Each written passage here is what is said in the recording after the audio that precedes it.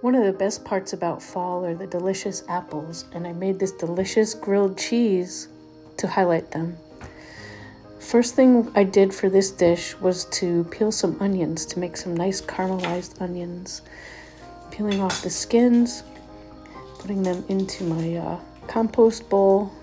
It's going to be great worm food, and the worms make the great castings for the fertile soil.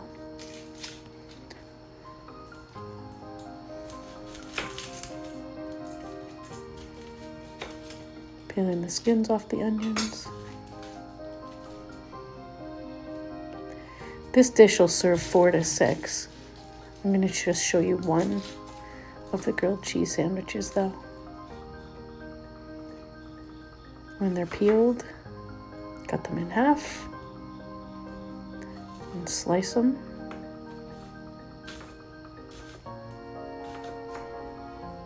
All the time the pan is heating up, I use a cast iron pan on my gas stove. Take a nice hunk of butter, probably about 1.5 tablespoons. Maybe a little more.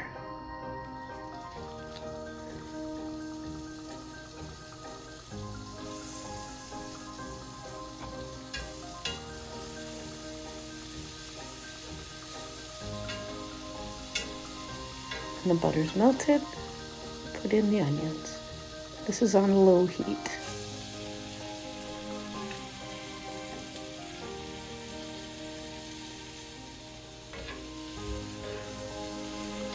Mix it up. Put in a couple pinches of salt.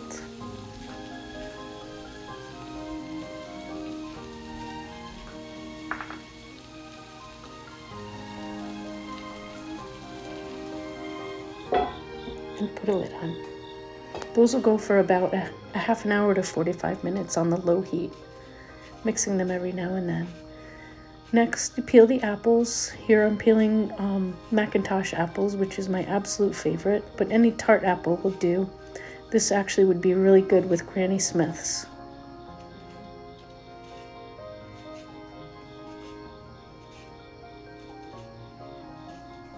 I use 3 apples for this recipe, serving 4 to 6.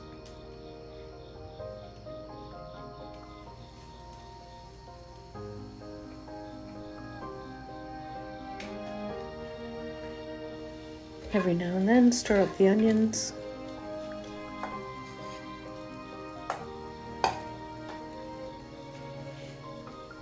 The apples are peeled. Then I take and slice paper thin slices of the apples. I use the vegetable peeler to do that. And as I peel them off, I put them into a bowl with cold water and the juice of an entire lemon.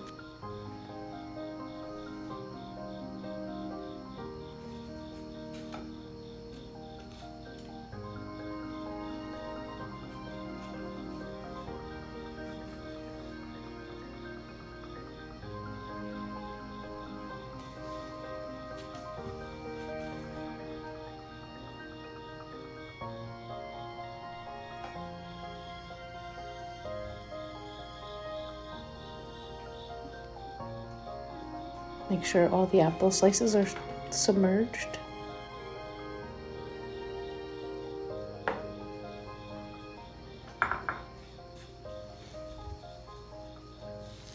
Again, check on the onions every now and then, stir them around while they're caramelizing. These are almost ready.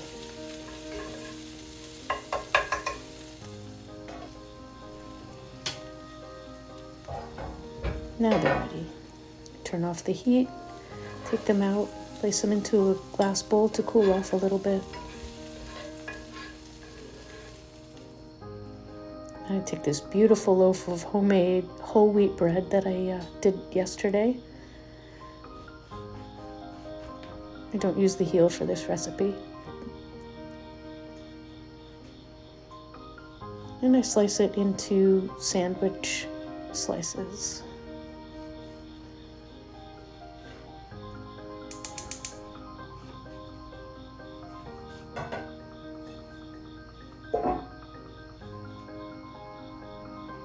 I'm heating up the pan again. I put the lid on to make it like a little oven, and then I've got the cheese. There's Gruyere and some brie.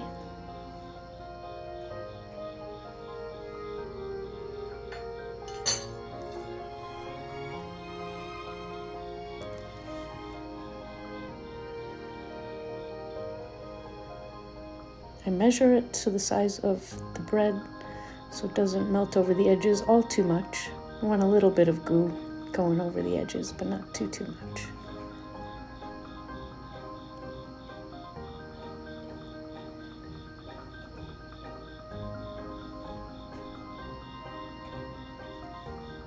Slicing the Gruyere as well.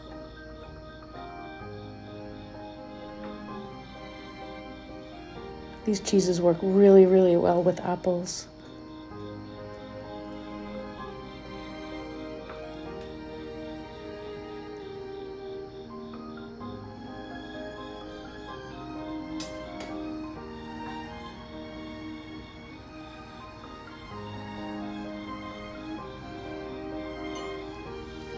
Then I take a little mayo and put it on the bread. We're going to be using mayo instead of butter for the frying. Crisps the bread up very nicely.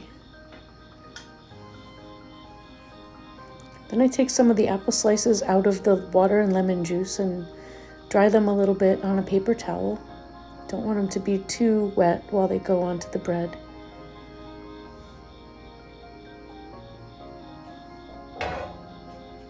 And the pan's nice and hot. Put the mayo side down and let it start frying. And then I build the sandwich. First I put on the cheese. Half of the cheese, I should say, and then some of the caramelized onions. They were still pretty hot.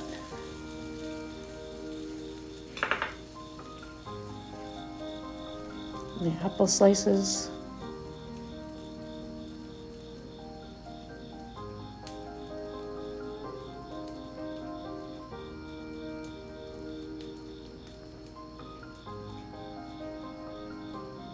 A bit more. And then I top it with the other half of the cheese. A little brie, a little Gruyere, and the other slice of bread. Oop, pick that up.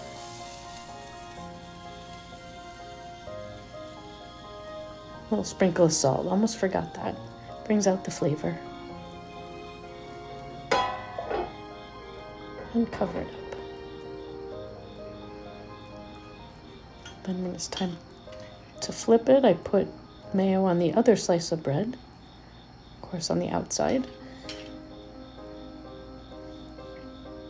And this was a tricky flip with so much cheese on it.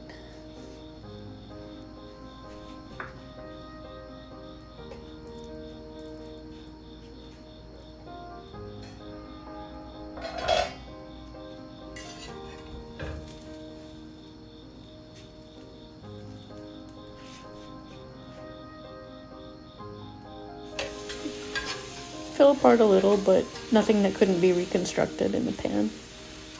And I'm using my favorite cast iron pan. I've had it all of my adult life. And then I put the lid back on when it's done. Carefully flip it onto a plate. Burnt my finger a little. And that looks so good. Enjoy. I hope you make this. It goes great with a glass of Prosecco.